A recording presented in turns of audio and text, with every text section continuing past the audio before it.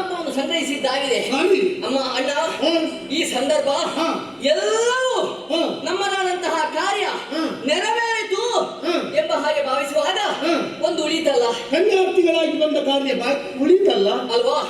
ಎರಡು ಉದ್ದೇಶವನ್ನು ಹೊತ್ತು ಬಂದವರು. ಆದ್ರೆ ಕನ್ಯಾರ್ಥಿಯಾಗಿ ಬಂದವರು ಇನ್ನೂ ಆ ಒಂದು ಆಸೆ, ಆ ಒಂದು ಇಷ್ಟಾರ್ಥ ನಮ್ಮದು ಕೈಗೂಡಲಿಲ್ಲ ಎನ್ನುವಂತಹ ಕಾರಣಕ್ಕೆ ನೀನು ನೊಂದುಕೊಂಡು ನನ್ನಲ್ಲಿಯೇ ಪ್ರಶ್ನಿಸಿದಂತಹ ಸಂದರ್ಭ. ಏನು ಎನ್ನುವ ಚಿಂತೆಯನ್ನು ನಿನ್ನಲ್ಲಿ ತೋಡಿಕೊಂಡೆ. ಆಗ ನಾನೇ ಒಂದು ದಾರಿಯನ್ನು ತೋರಿಸಿದೆ.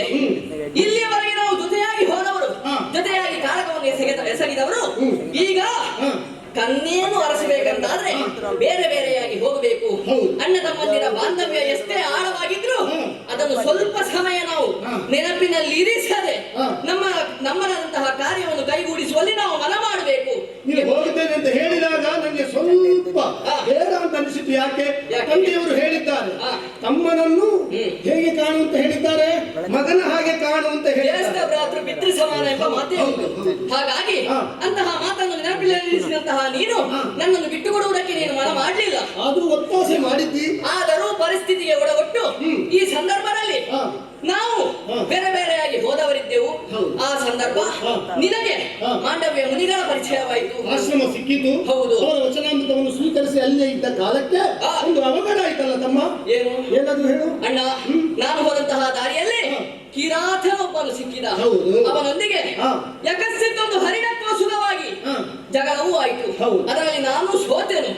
ಆ ಸಂದರ್ಭದಲ್ಲಿ ನನ್ನನ್ನು ಬಿಡಿಸುವುದಕ್ಕಾಗಿ ಬಂದವನು ನೀನು. ಹೌದು ಅಣ್ಣ. ಆಮೇಲಿಂದ ನಾವು ಜೊತೆಯಾಗಿ ಸಾಗಿ ಬಂದಿದ್ದೇವೆ. ಹೌದಲ್ಲ? ಹೌದು. ಇನ್ನು ತಡ ಯಾಕೆ? ಜೊತೆಯಾಗಿಯೇ ಮುಂದುವರಿಯೋಣ.